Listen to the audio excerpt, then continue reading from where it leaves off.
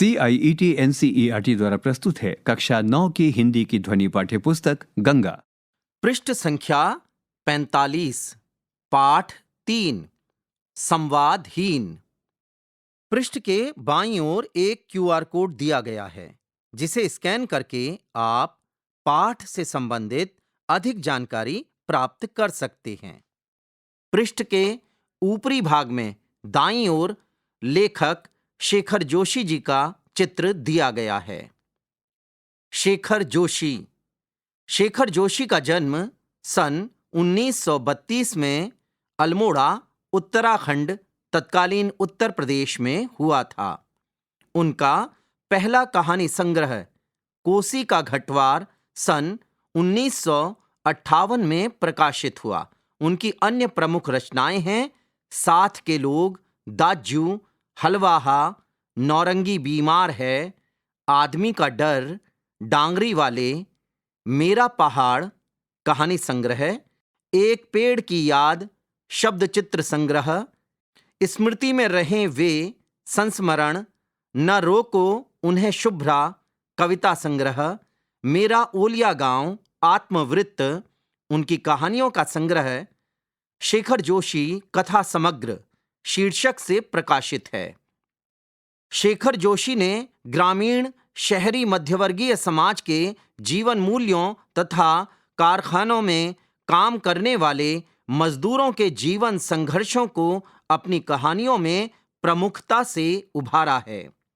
उन्हें उत्तर प्रदेश हिंदी संस्थान द्वारा महावीर प्रसाद द्विवेदी पुरस्कार तथा साहित्य भूषण सम्मान, मध्य प्रदेश शासन द्वारा अखिल भारतीय मैथिली शरण गुप्त सम्मान तथा श्रीलाल शुक्ल स्मृति इफ्को साहित्य पुरस्कार से सम्मानित किया गया। सन 2022 में उनका निधन हो गया। पृष्ठ के निचले भाग में एक मंजूषा दी गई है जिसमें इस कहानी के बारे में संक्षिप्त रूप में बताया गया है। संवादहीन कहानी ग्रामीण वृद्ध स्त्री के अकेलेपन की संवेदनशील कहानी है। कहानी के दो मुख्य पात्र ताई और मिट्ठू हैं। मिट्ठू ताई के लिए केवल एक तोता नहीं बल्कि संवाद का माध्यम और ममता का केंद्र है। इन दोनों के बीच कभी प्रेमपूर्ण संवाद है तो कभी नोक झोंक भी रहती है। मनुष्य और पशु पक्षी के संबंधों को दर्शाने के साथ ही यह कहानी समकालीन जीवन यथार्थ की विसंगतियों जैसे पलायन, अकेलेपन और आदर्श एवं यथार्थ के द्वंद्व को अभिव्यक्त करती है। पृष्ठ संख्या 46, संवादहीन। पृष्ठ के ऊपरी भाग में बाईं ओर खुले पिंजरे के ऊपर बैठे तोते का चित्र दिया गया है। कहानी। गहरी सांस लेकर ताई कहती, भगवान कैसे नैया पार लगेगी, और बंद पिंजड़े में अपने पंखों को फड़फड़ाता उछल कूद मचाता मिट्ठू उत्तर देता, राम राम कहो, सीताराम कहो। ताई दोहराती, सीताराम सीताराम। ताई और मिट्ठू, मिट्ठू और ताई। अब ये ही दो प्राणी गांव के बीच में स्थित बड़े घर के उस सूने खंडहर में एक दूसरे को सहारा देने के लिए रह गए थे। ताई ने अपने जीवन में अच्छे दिन भी देखे थे। पूत परिवार, बहू बेटियां, नौकर चाकर, गाय ढोर, क्या नहीं था बड़े घर में। देखते ही देखते क्या से क्या हो गया। बहू बेटे गांव का मुंह छोड़कर शहरों के होकर रह गए। बेटियां अपने अपने हाथ पीले कराकर अपनी गृहस्थी में रम गईं। किसके भरोसे कारबार यानी कारोबार संभलता। धीरे धीरे सब पराए हाथों में चला गया। जब खेती बाड़ी नहीं, कारोबार नहीं, तो नौकर चाकर किस दम पर टिकते। अपनी अकेली जान के लिए ताई 2 जून यानी 2 वक्त का 1 जून चूल्हा फूंक लेती। व्रत उपवास के बहाने चौका चूल्हा टाल जाती। पेट की समस्या उनके लिए कभी समस्या नहीं रही, पर सूने घर की भाएं भाएं जैसे उन्हें काटने को दौड़ती थी। भला हो गणपत का जिसने ताई के सूनेपन को सहारा दे दिया था। वह न जाने कहां से एक प्यारा सा पहाड़ी तोता ले आया था। ताई की सारी ममता मिट्ठू पर बरस पड़ी। वह रात दिन मिट्ठू को लेकर ही बेचैन रहने लगी। जो ताई अपनी खातिर चूल्हा जलाने में आलस्य कर जाती थीं, वही अब नियम पूर्वक मिट्ठू के लिए दाल भात बनाती। मिट्ठू के वक्त बेवक्त के तकाजों के लिए रोटी बचाकर रखती। अब ताई को इस बात की पूरी जानकारी रहने लगी थी कि किसके खेत में हरी मिर्चें तैयार हो गई हैं और किस पेड़ में फसल के आखिरी अमरूद बचे हैं। कुशाग्र बुद्धि छात्र की तरह मिट्ठू ताई के पढ़ाए पाठ को न केवल हूबहू दोहरा देता, बल्कि एक दो बार सुनकर याद भी रख लेता था और मौके बेमौके ताई के सवालों का सटीक उत्तर दे देता। बड़े घर का सूनापन धीरे धीरे मिट्ठू की बातचीत से अब रौनक में बदल गया था। अड़ोस पड़ोस की बहू बेटियां बच्चों को गोदी में उठाकर मिट्ठू से उनका मन बहलाने के लिए आज उठती और घर गुलजार हो जाता। सुबह पौ फटने लगती, पेड़ों में चिड़िया चहचहाती, तो मिट्ठू भी जैसे ताई को भोर की झपकी से जगाने के लिए ही अपना पाठ शुरू कर देते। पृष्ठ संख्या 47। हर हर गंगे, सीताराम बोल, सीताराम बोल, मिट्ठू राम राम, मिट्ठू राम राम। ताई अचकचाकर उठ बैठती, लाड़ से मिट्ठू को निहार कर आशीष देती। जीते रहो बेटा, जुग जुग जियो। और मिट्ठू भी बदले में अपनी बुजुर्गी दिखाकर कहते, खुश रहो, खुश रहो। ताई निहाल हो जाती। वृद्धावस्था का शरीर और उस पर नई गृहस्थी का भार, कामकाज से थक कर ताई जब कभी पिंजरे को बगल में रखकर सुस्ताने लगती, तो अनायास ही मिट्ठू से सवाल कर बैठती, मिट्ठू अब कैसे कटेगी? और नौजवान मिट्ठू ताई के बुढ़ापे का सहारा बनकर दमखम के साथ उन्हें दिलासा देते, कटेगी, कटेगी, कटेगी। ताई के थके शरीर में प्राण लौट आते और तब उस अलस दोपहरी में ताई मिट्ठू को अपनी राम कहानी सुनाने लगती। वैभव और सत्ता के बीते दिनों की गाथा, काल की अतल गहराइयों से झांकता एक एक चेहरा ताई को नए नए प्रसंगों की याद दिला देता। पृष्ठ के ऊपरी भाग में एक चित्र दिया गया है, जिसमें ताई अपने पालतू मिट्ठू से संवाद कर रही हैं। पृष्ठ संख्या 48। जमींदार साहब का रोबीला चेहरा, उनके उपकारों से दबी प्रजा के अनगिनत चेहरे, वे हाथी, वे घोड़े, वे खेल तमाशे, वे ब्याह शादियां, तीज त्योहार, जन्म और मृत्यु पर्व, वे भोज, वे दावतें, जमींदार साहब के दरबार की रौनक, उनकी गुण ग्राहकता, उनकी तुनक मिजाजी, उनका गुस्सा, उनके इशारे पर मर मिटने वाले लोग। ताई घंटों तक मिट्ठू को अपनी जीवन गाथा सुनाती रहती और वह अपनी गर्दन टेढ़ी कर कभी धैर्यवान श्रोता बना रहता और कभी अपनी समझ के अनुसार बीच बीच में कुछ टीका टिप्पणी कर देता। ऐसा नहीं कि ताई और मिट्ठू का संवाद हमेशा प्रेमपूर्ण ही रहता हो। कभी कभी ताई थकी मांदी लेटी होती और अपनी किसी जिद को मनवाने के लिए मिट्ठू पिंजड़े में तूफान खड़ा कर देते, पानी और दाने की कटोरियों को जानबूझकर उल्टा देते, तो खींचकर ताई कोसती, मेरी जान खाने को आ गया है, मर जा। और मिट्ठू भी उतनी ही खींच के साथ हमला बोल देते, मर जा, मर जा, मर जा। फिर मान मनोवल का दौर चलता और ताई और मिट्ठू की दुनिया पहले की तरह प्रेम से चलने लगती। ताई को घड़ी भर के लिए भी मिट्ठू का वियोग सहन नहीं हो सकता था। कभी कभार गांव में थोड़ी देर के लिए भी न्योते बुलावे में जाती तो 10 बार खिड़की दरवाजों की सांकलें टोह कर देखती, कंजूस के धन की तरह मिट्ठू को छिपाकर रखती और जल्दी लौट आने का दिलासा देकर देहरी से पांव बाहर निकालती। लेकिन एक संयोग आ पड़ा कि ताई धर्म संकट में पड़ गईं। इस लोक में ताई ने बहुत ऊंच नीच देख लिए थे। अब कभी कभी परलोक की चिंता भी मन में घर कर जाती। गांव के कई लोग कुंभ स्नान के लिए प्रयागराज जा रहे थे। अच्छा साथ बन रहा था। प्रयाग में कुंभ स्नान का लोभ जहां उन्हें अपनी ओर खींच रहा था, वहीं मिट्ठू की चिंता अपनी ओर खींच रही थी। हंसी हंसी में किसी ने सलाह दी, ताई, मिट्ठू को भी साथ ले चलो, उसे भी गंगा स्नान करा देना। किसी दूसरे ने टोक दिया कि रेलगाड़ी में उसका भी टिकट लगेगा, आखिर वह भी तो बोलता बतियाता प्राणी है। ताई पशुपेश में पड़ गईं। टिकट का पैसा भी वह मिट्ठू की खातिर खर्च कर देती, लेकिन मेले ठेले भीड़ भाड़ में उसकी सुरक्षा के बारे में उन्हें पूरा भरोसा नहीं था। अंत में जगन मास्टर की घरवाली ने उनकी चिंता दूर कर दी। वह ताई के लौटने तक मिट्ठू को अपने पास रखने के लिए सहमत हो गई थी। विदा के दिन ताई की आंसुओं की धार रुके नहीं रुकती थी। बार बार वह मिट्ठू को पुचकारती, जल्दी लौट आने का दिलासा देती।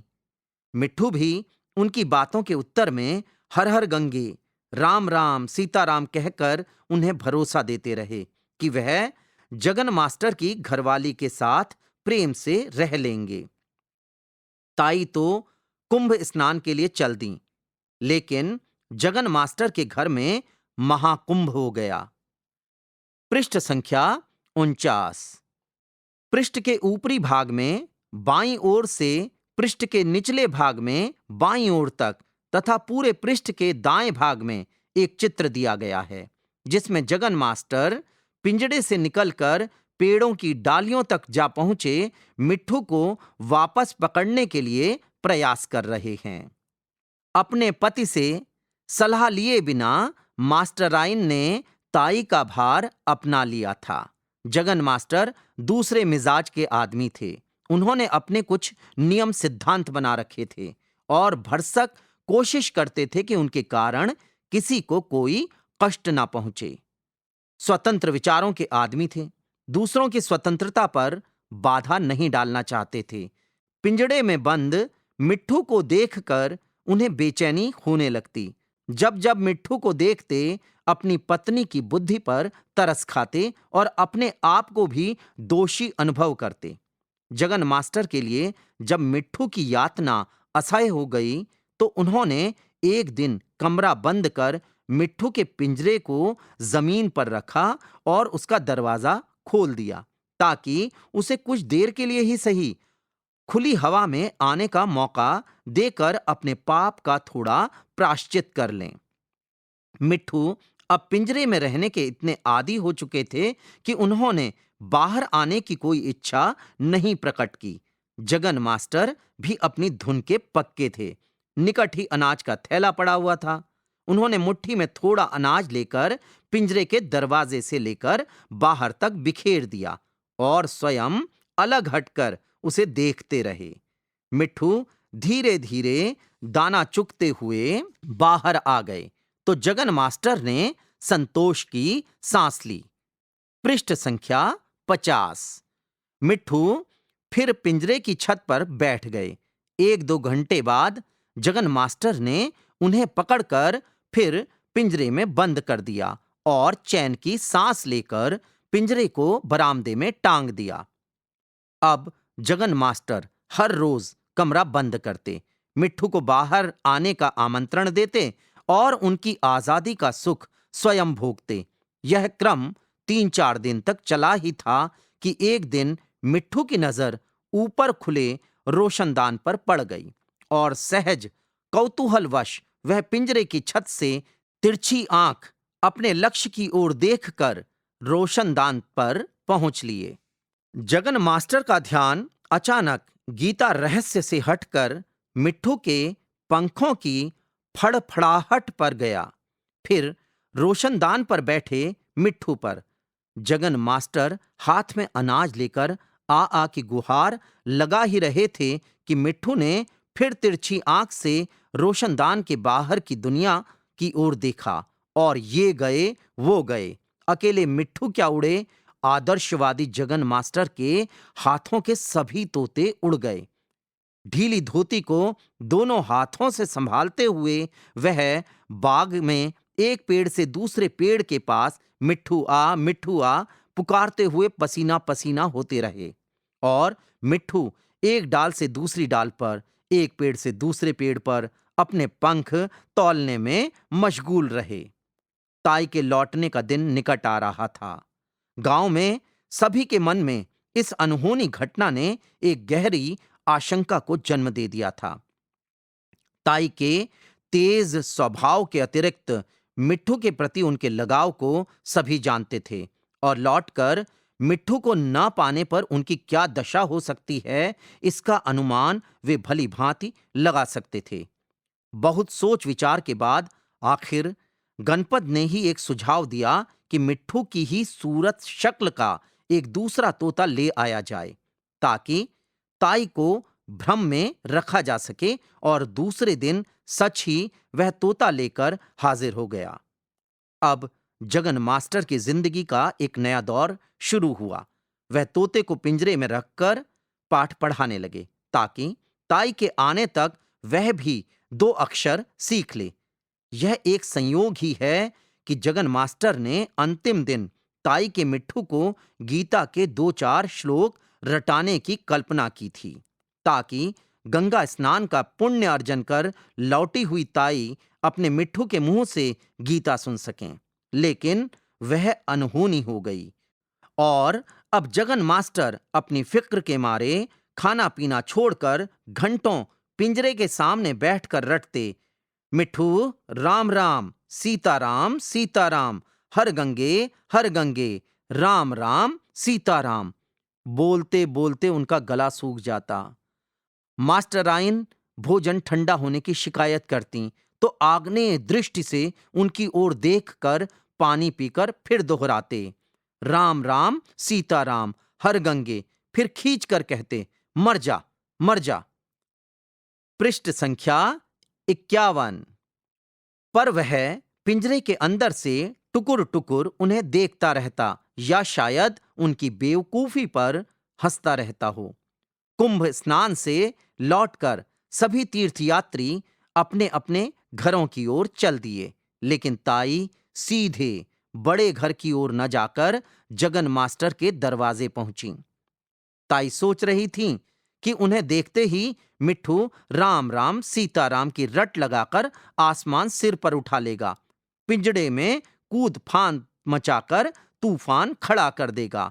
लेकिन वहां बैठे एवजी मिट्ठू ने उन्हें देखकर कोई हरकत नहीं की। वह केवल इधर उधर ताकता रहा। ताई अपने मिट्ठू को गुहार कर थक गईं, लेकिन उनके सूनेपन का साथी न जाने किन अमराइयों में घूम रहा होगा। पृष्ठ के निचले भाग में एक चित्र दिया गया है, जिसमें ताई मिट्ठू की एवज में लाए गए तोते से अपने साथ बोलने की गुहार लगा रही हैं, और इंसेट में बादल में उन्हें मिट्ठू से बातें करते दिखाया गया है।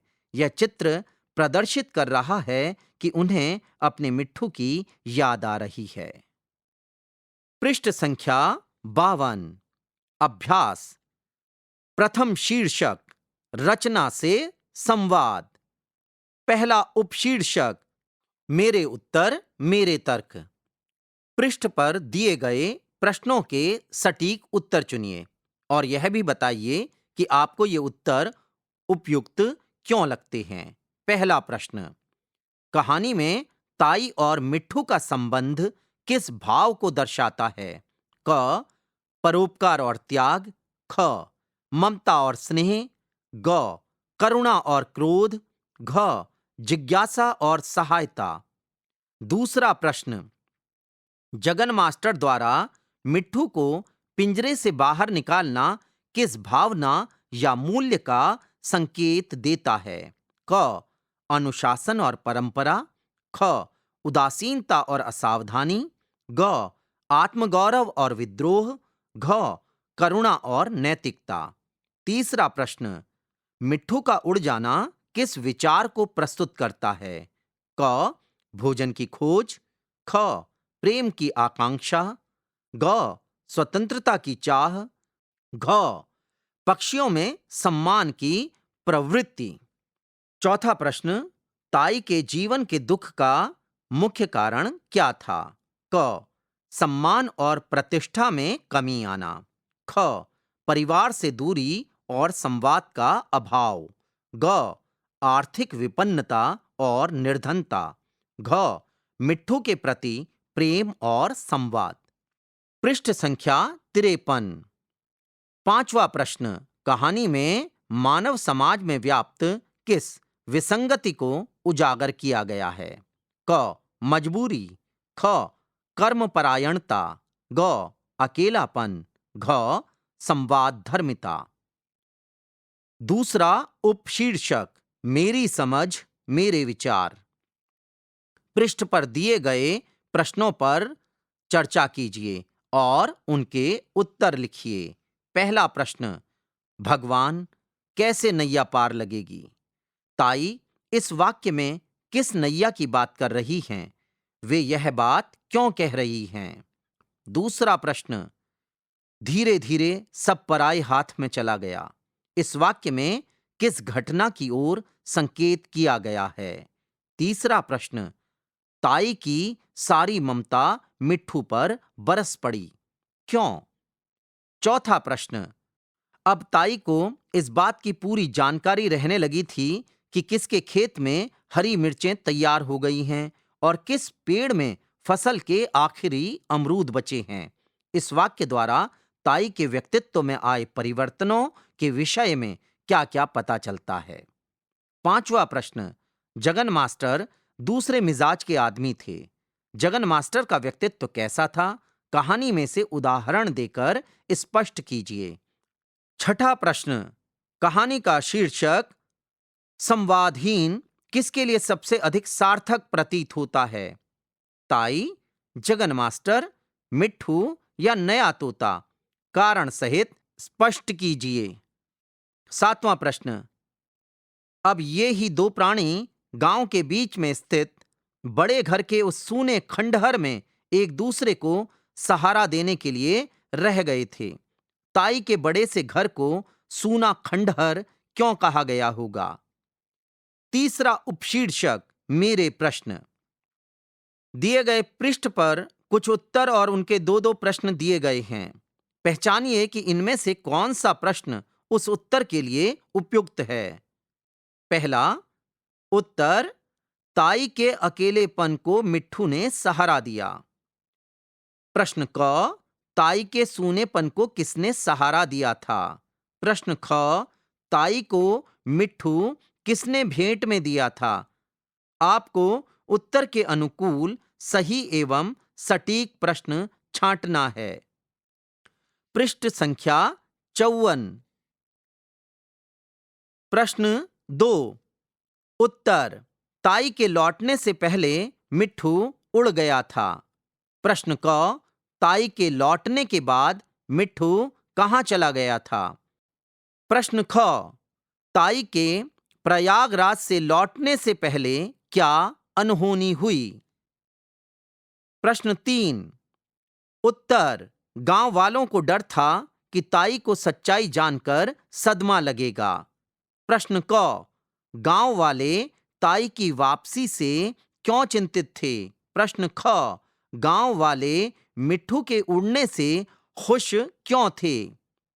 प्रश्न 4, उत्तर, कहानी का शीर्षक संवादहीन जीवन के मौन का प्रतीक है।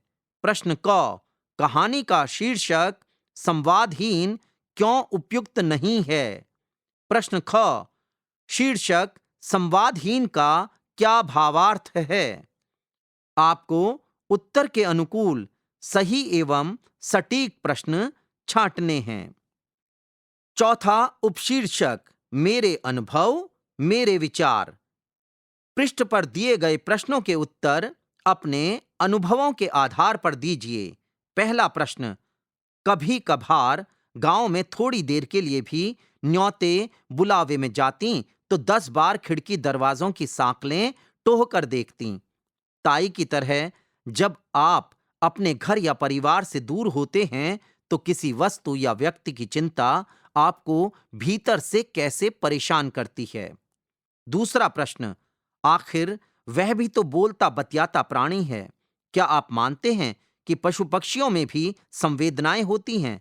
अपने किसी अनुभव का वर्णन करते हुए लिखिए। तीसरा प्रश्न, गणपत ने ही एक सुझाव दिया कि मिट्ठू की ही सूरत शक्ल का एक दूसरा तोता ले आया जाए ताकि ताई को भ्रम में रखा जा सके। ताई को भ्रम में रखना उचित था या नहीं? तर्क सहित अपने विचार लिखिए। चौथा प्रश्न, ताई सोच रही थीं कि उन्हें देखते ही मिट्ठू राम राम सीताराम की रट लगाकर आसमान सिर पर उठा लेगा। क्या कभी ऐसा हुआ कि आपने सोचा कुछ और हुआ कुछ और? उस अनुभव को लिखिए। पांचवा प्रश्न, मिट्ठू अब पिंजरे में रहने के इतने आदी हो चुके थे कि उन्होंने बाहर आने की कोई इच्छा नहीं प्रकट की। क्या प्राणी सचमुच पिंजरे में रहने के आदी हो सकते हैं? अपने उत्तर के समर्थन में अपने आसपास से उदाहरण भी दीजिए। दूसरा शीर्षक, विधा से संवाद। पहला उपशीर्षक, कहानी का सौंदर्य। संवादहीन कहानी में अनेक विशेष बिंदु हैं जो इसे प्रभावपूर्ण बनाते हैं। नीचे कहानी के कुछ विशेष बिंदु और उनके उदाहरण दिए गए हैं। आप भी कहानी से इसी प्रकार के एक एक उदाहरण खोजकर लिखिए। पृष्ठ संख्या 55। पृष्ठ के आरंभ में एक तालिका दी गई है जिसके 3 स्तंभ हैं। पहला, विशेष बिंदु। दूसरा, अर्थ। तीसरा, उदाहरण। विशेष बिंदु, चित्रात्मकता। दृश्य बिंब, अर्थ। शब्दों के माध्यम से पाठक के मन में स्पष्ट और जीवंत चित्र या छवियां बनाना। उदाहरण, मिट्ठू एक डाल से दूसरी डाल पर, एक पेड़ से दूसरे पेड़ पर अपने पंख तौलने में मशगूल रहे। विशेष बिंदु, संवादात्मकता। अर्थ, कथ्य को आगे बढ़ाने के लिए, पात्रों के विचार, भाव आदि व्यक्त करने के लिए बातचीत और संवादों का प्रयोग। उदाहरण, राम राम कहो, सीताराम कहो। विशेष बिंदु, पुनरुक्ति। अर्थ, शब्दों की बार बार पुनरावृत्ति से भाव की तीव्रता। उदाहरण, कटेगी कटेगी कटेगी। विशेष बिंदु, अतिशयोक्ति। अर्थ, किसी पात्र, घटना, भाव या वस्तु का वर्णन इतना बढ़ाकर करना कि वह असंभव या अविश्वसनीय लगे। उदाहरण, रेलगाड़ी में उसका भी टिकट लगेगा, आखिर वह भी तो बोलता बतियाता प्राणी है। विशेष बिंदु, लोकधर्मी भाषा। अर्थ, ग्रामीण सहज बोलचाल की भाषा। उदाहरण, भगवान कैसे नैया पार लगेगी। विशेष बिंदु, प्रश्नोत्तर शैली। अर्थ, पात्रों या लेखक द्वारा प्रश्न पूछना। उदाहरण, मिट्ठू अब कैसे कटेगी। दूसरा उपशीर्षक, कहानी का अंत। किसी कहानी का अंत अनेक प्रकार से हो सकता है, जैसे 1. सुखांत, जब कहानी का अंत प्रसन्नता, सफलता से होता है। 2. दुखांत, जब कथा का अंत दुख, वियोग, मृत्यु या हानि से होता है। 3. मुक्त अंत, जब कहानी स्पष्ट रूप से खत्म नहीं होती बल्कि सोचने के लिए छोड़ दी जाती है। 4. अप्रत्याशित अंत, जब अंत अचानक और अप्रत्याशित रूप से सामने आता है। 5.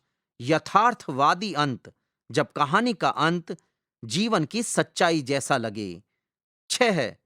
प्रेरणात्मक अंत, जब कहानी के अंत में कोई प्रेरणा या सकारात्मक सोच दी जाए। 7. व्यंग्यात्मक अंत, जब कहानी का अंत व्यंग या कटाक्ष से किसी सत्य को प्रकट करता है। आपके अनुसार संवादहीन कहानी के अंत को किस श्रेणी में रखा जा सकता है? अपने उत्तर के कारण भी बताइए। आप इस कहानी का नया अंत किस प्रकार करना चाहेंगे। पृष्ठ संख्या 56। तीसरा शीर्षक, विषयों से संवाद। पहला प्रश्न, अंत में जगन मास्टर की घरवाली ने उनकी चिंता दूर कर दी। कहानी में रेखांकित पात्र का नाम नहीं दिया गया है। इसे कहीं मास्टराइन तो कहीं जगन मास्टर की घरवाली कहा गया है। आपके अनुसार कहानी में ऐसा क्यों किया गया होगा? दूसरा प्रश्न, गांव के कई लोग कुंभ स्नान के लिए प्रयागराज जा रहे थे। क कुंभ स्नान एक सुप्रसिद्ध आयोजन है जिसमें करोड़ों लोग भाग लेते हैं। पता लगाइए, पहला, इसका आयोजन क्यों किया जाता है। दूसरा, पिछली बार इसका आयोजन कब और कहां हुआ था। तीसरा, अगला आयोजन कब और कहां होगा। ख, मान लीजिए कि ताई आपके मोहल्ले में रहती हैं। वे कुंभ स्नान के लिए कैसे गई होंगी? उनकी यात्रा का वर्णन लिखिए। संकेत, कहां से कहां तक की यात्रा, टिकट, यात्रा के साधन, संगी साथी, खान पान, ठहरना आदि। ग, आपके गांव या नगर में कौन सा मेला, उत्सव या पर्व मनाया जाता है। वहां का दृश्य, भीड़, श्रद्धा और वातावरण का वर्णन कीजिए। मेले में कैसी आवाजें, रंग, गंध, खान पान, दृश्य और भाव होंगे। संकेत, उनका वर्णन 5 ज्ञानेंद्रियों देखने, सुनने, सूंघने, छूने और स्वाद महसूस करने के आधार पर कीजिए। चौथा शीर्षक, सृजन। पहला प्रश्न, बहु बेटे गांव का मोह छोड़कर शहरों के होकर रह गए। अपना घर छोड़कर नए स्थान पर बस जाना आसान नहीं होता है। ताई के बहु बेटों ने गांव क्यों छोड़ा होगा? गांव छोड़ते समय क्या क्या सोचा होगा? अपना घर छोड़ने के लिए स्वयं को कैसे तैयार किया होगा? दूसरा प्रश्न, वहां बैठे एवजी मिट्ठू ने उन्हें देखकर कोई हरकत नहीं की। ताई सोच रही थी कि मिट्ठू राम राम सीताराम कहेगा, लेकिन एवजी मिट्ठू चुप था। कल्पना कीजिए कि एक दिन असली मिट्ठू वापस आ गया। मिट्ठू ने नए तोते को देखकर क्या कहा होगा? आगे की कहानी लिखिए। संकेत प्रारंभ कीजिए। एक दिन आकाश में वही हरे पंख चमके। पृष्ठ संख्या 57। तीसरा प्रश्न, अब ये ही दो प्राणी गांव के बीच में स्थित बड़े घर के उस सूने खंडहर में एक दूसरे को सहारा देने के लिए रह गए थे।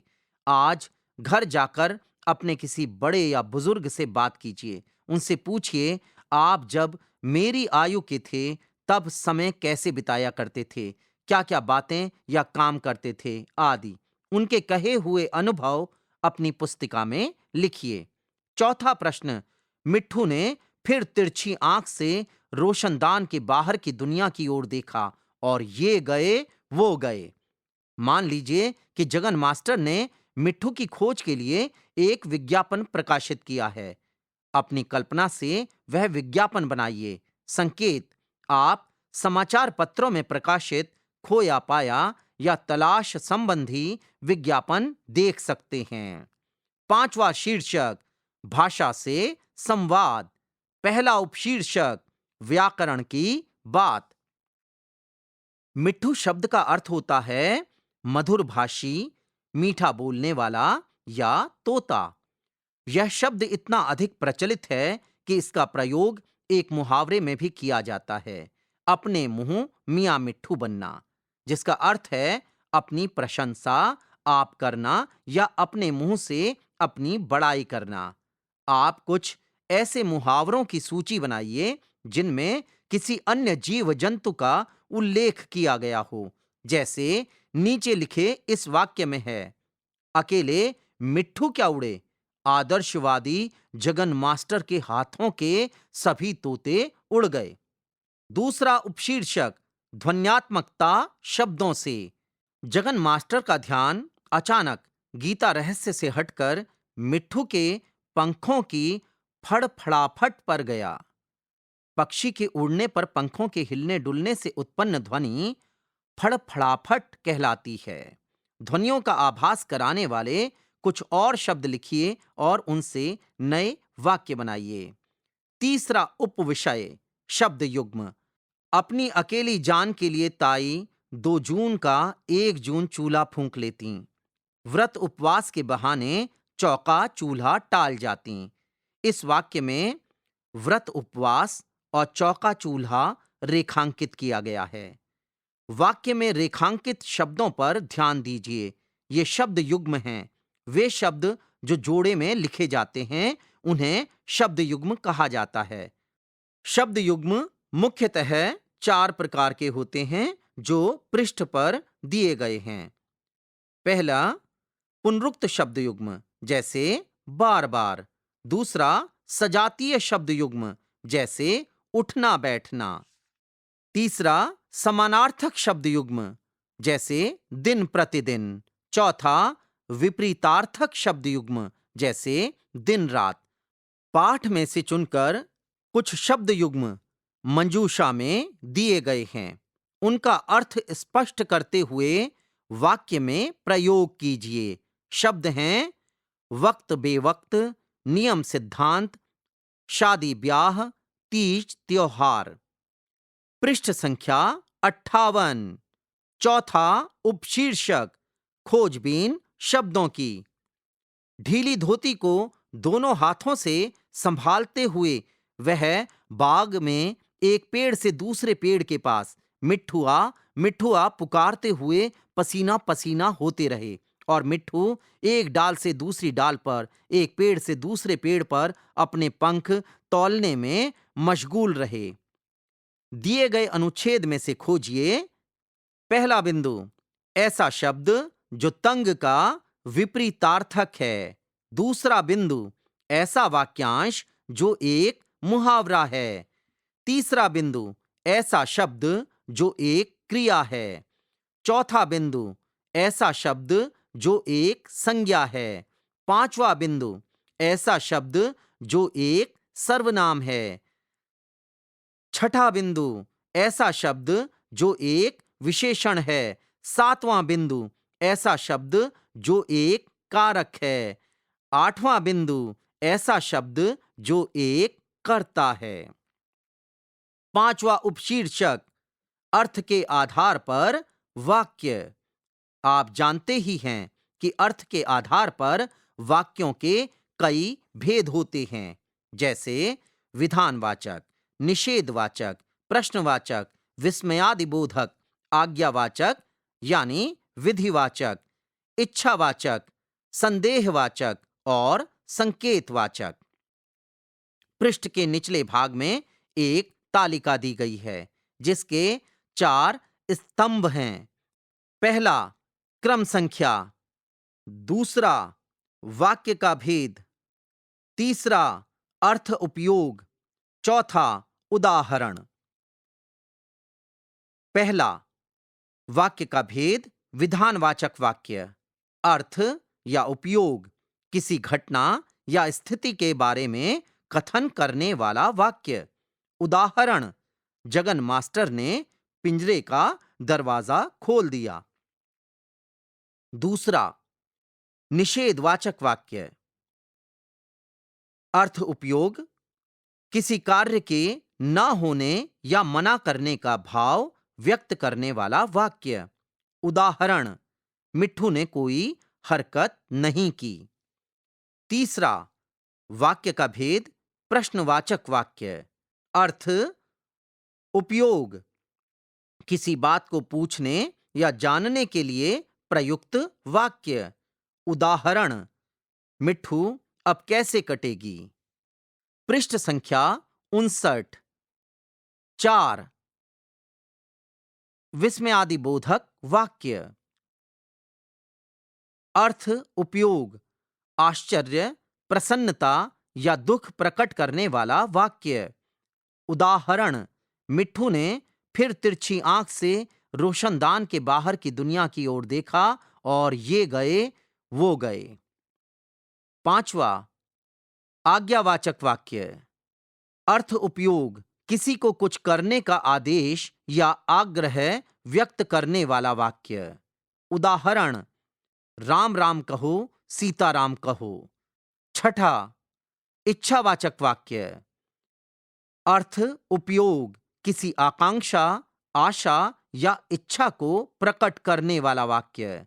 उदाहरण, जीते रहो बेटा, जुग जुग जियो। सातवां, संदेहवाचक वाक्य।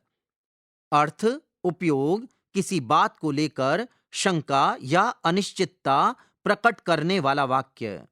उदाहरण, ताई के सूनेपन का साथी न जाने किन अमराइयों में घूम रहा होगा।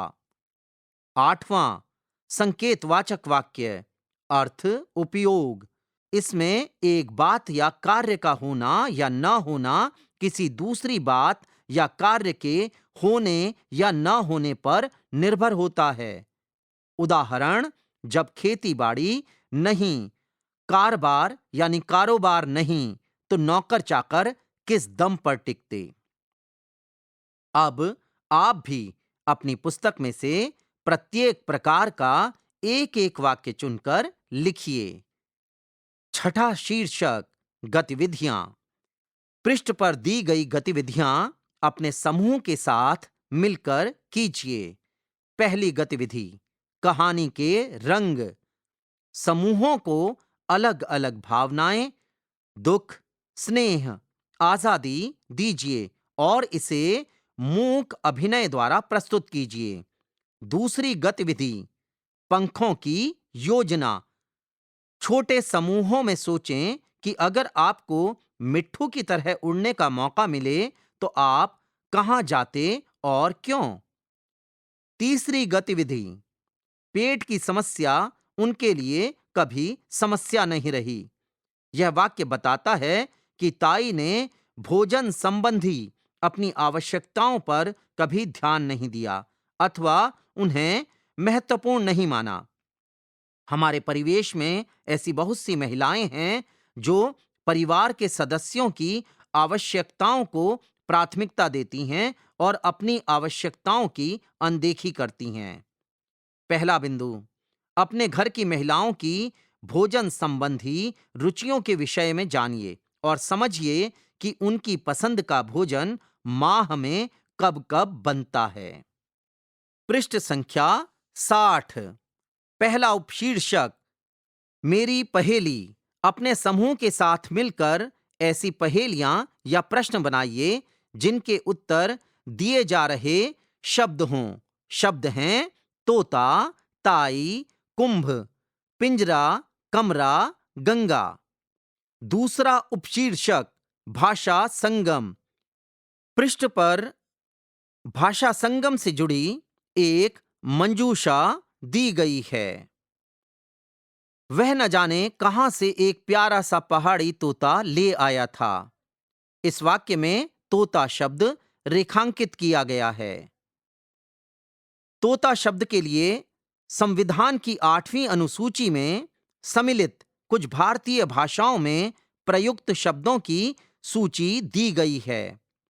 हिंदी भाषा में तोता, संस्कृत भाषा में शुकह, पंजाबी भाषा में तोता, उर्दू भाषा में तोता, कश्मीरी भाषा में तोतू, सिंधी भाषा में तोतो, मराठी भाषा में पोपट, गुजराती भाषा में पोपट, सूडो, कोंकणी भाषा में पोपट, नेपाली भाषा में सुगा, बांग्ला भाषा में तोता, असमिया भाषा में भाटो, मणिपुरी भाषा में तेनवा, ओडिया भाषा में शुआ, शुक, तेलुगु भाषा में चिलुक, तमिल भाषा में किड़, मलयालम भाषा में शुकम तत्त, कन्नड़ भाषा में गिड़।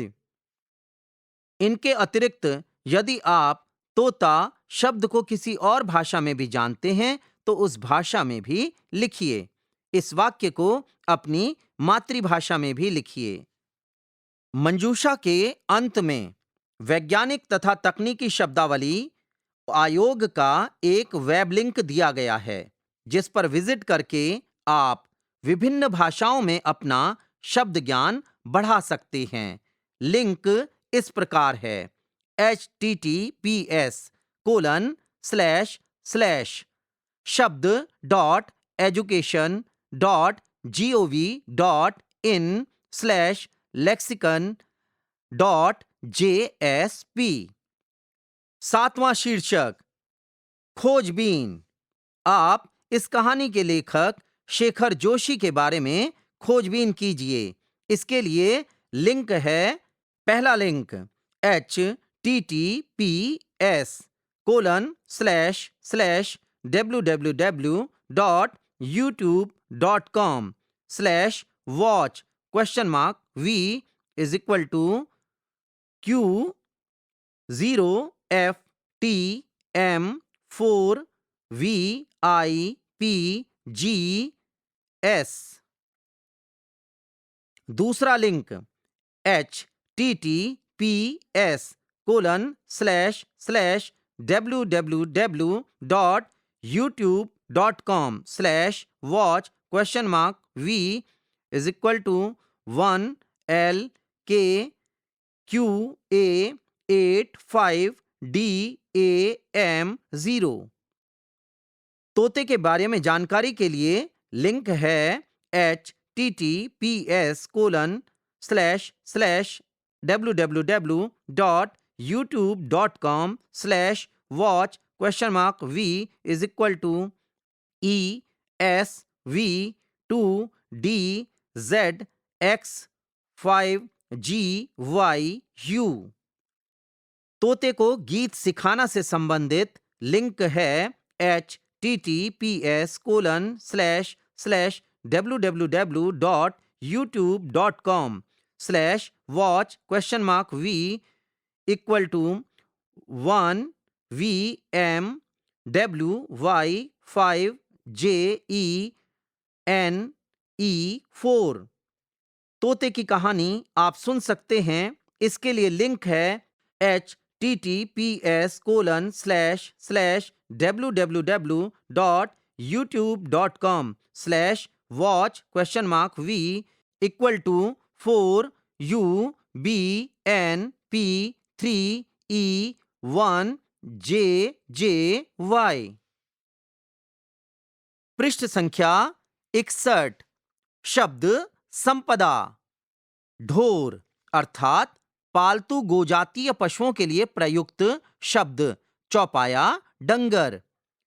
तकाजा अर्थात आवश्यकता, इच्छा, अनुरोध, कोई काम करने के लिए किसी से बार बार कहना, मांगना।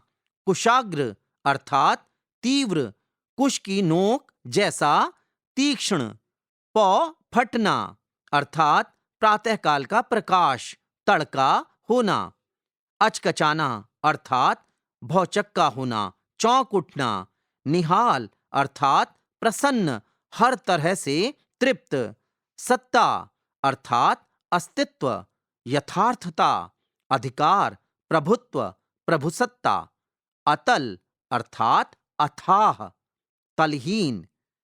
प्रसंग अर्थात प्रकरण, संबंध, विषय का तारतम्य, एक प्रकार की संगति, लगाव। रोबीला अर्थात प्रभावशाली। तुनक मिजाज अर्थात जो झटपट या छोटी छोटी बातों पर नाराज हो जाए, नाजुक मिजाज, चिड़चिड़ा। वियोग अर्थात विच्छेद, विरह, अभाव, छुटकारा। सांकल अर्थात जंजीर, सिकड़ी, श्रृंखला। टोह अर्थात खोज, अनुसंधान, पता, देखभाल। देहरी, देहली अर्थात दरवाजे की चौखट में नीचे वाली लकड़ी जिसे लांघ कर घर में घुसते निकलते हैं। देहली पर रखा हुआ दिया। मिजाज अर्थात स्वभाव, तबीयत, प्रकृति, आदत, गर्व, घमंड। प्राश्चित अर्थात शोधन, वह शास्त्र विहित कर्म जो पाप का मार्जन करने के लिए किया जाए। कौतूहलवश अर्थात उत्सुकता, अचंभा, कुतूहल, त्योहार, उत्सव। मशगूल अर्थात कार्यरत, किसी काम या शगल में लगा हुआ। अर्जन अर्थात कमाना, संग्रह करना। एवजी अर्थात बदले में काम करने वाला, स्थानापन्न। आग्नेय अर्थात अग्नि से उत्पन्न, अग्नि जैसा, अग्नि संबंधी, अग्नि को अर्पित। जून वक्त, वेला, दिन का अर्धभाग, ईसवी सन का छठा महीना। पाठ 3 समाप्त हुआ। अभी आप सुन रहे थे एनसीईआरटी की कक्षा 9 की हिंदी की ध्वनि पाठ्य पुस्तक गंगा। वाचन स्वर डॉक्टर विनोद प्रसून। ध्वनियांकन Manju Kumari. Assistance in production Mukul Singh. निर्देशन एवं निर्माण विमलेश चौधरी तथा प्रस्तुति CIET NCERT नई दिल्ली भारत।